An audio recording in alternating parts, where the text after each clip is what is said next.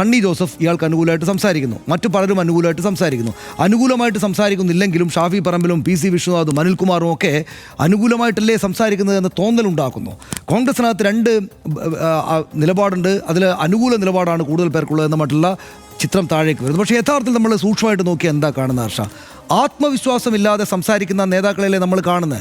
ഒരു ധൈര്യവുമില്ലാതെയാണ് സണ്ണി ജോസഫ് ഇയാളെ അനുകൂലിക്കുന്നു എന്ന മറ്റുള്ള സംസാരം നടന്നത്, അല്ലേ? ഒരു ആത്മവിശ്വാസവും ഇല്ല. പി സി വിശ്വനാഥിന് പൂർണ്ണമായിട്ട് ഞങ്ങൾ രാഹുൽ മാങ്കൂട്ടത്തിനോടൊപ്പമാണ് എന്ന് പറയാനുള്ള ധൈര്യം പി സി വിശ്വനാഥിനുണ്ടോ? ഇല്ല. ഷാഫി പറമ്പിലുണ്ടോ? അദ്ദേഹത്തിൻ്റെ ഏറ്റവും അടുത്ത സുഹൃത്തായിരുന്നില്ല, ഇത്രയും ദിവസമായില്ലേ? ഇനി ശരി, ഞാൻ രാഹുൽ മാങ്കൂട്ടത്തെ അദ്ദേഹം ചെയ്ത കുഴപ്പങ്ങൾ, അയാളെ ചെയ്ത കുഴപ്പങ്ങളെ ഞാൻ തള്ളിപ്പറയുന്നില്ല എന്ന നിലപാടാണെങ്കിൽ എന്തുകൊണ്ടാണ് രാഹുൽ മാങ്കൂട്ടത്തിൽ കുറ്റം ചെയ്തിട്ടില്ല എന്ന് പറയാത്തത്? അതവർക്ക് പറയാൻ പറ്റില്ല. എന്തുകൊണ്ടെന്നാൽ രാഹുൽ മാങ്കൂട്ടത്തിൽ തന്നെ അത് പറയുന്നില്ല. ആവർത്തിച്ച് ചോദിച്ചില്ലേ മാധ്യമപ്രവർത്തകർ, നിങ്ങൾ ഈ കാര്യത്തെ നിഷേധിക്കുന്നുണ്ടോ? നിഷേധിക്കാൻ ഇയാൾ തയ്യാറല്ല.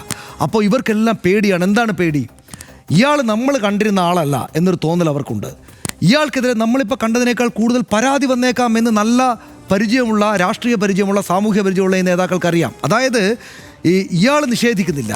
അപ്പോൾ നമ്മളിപ്പോൾ പോയി നഗ്നമായിട്ട് ഇയാളെ പിന്തുണച്ചാൽ, ഇയാൾ എന്താണ് സഭയിലേക്ക് വരട്ടെ എന്ന് പരസ്യമായിട്ട് മാധ്യമങ്ങളിലൂടെ പറഞ്ഞാൽ, നാളെ ഇയാൾക്കെതിരെ ഇയാൾ സഭയിലേക്ക് വന്ന് ഞാൻ ഹൂ കേസ്, എനിക്കിതൊന്നും പ്രശ്നമല്ല, എൻ്റെ പാർട്ടി എനിക്കൊപ്പം ഉണ്ട്, ഞാനിതല്ല ഇതിനേക്കാൾ വലിയ കുഴപ്പം ചെയ്താലും ഞാനിവിടെ ഉണ്ടാകും എന്ന ധൈര്യപ്രകടനം നടത്തിയാൽ എത്ര സ്ത്രീകൾ എന്തൊക്കെ പരാതികളുമായിട്ട് വരും എന്ന ഭയപ്പാട് ഈ നേതാക്കൾക്കുണ്ട്. അതുകൊണ്ടാണ് ഇയാൾ അവിടേക്ക് ഒളിച്ചും പാത്തുമൊക്കെ വന്നൊരു നാടകമൊക്കെ ഉണ്ടാക്കിയെങ്കിലും ഈ നഗ്നമായിട്ട് അനുകൂലിക്കാത്തത്.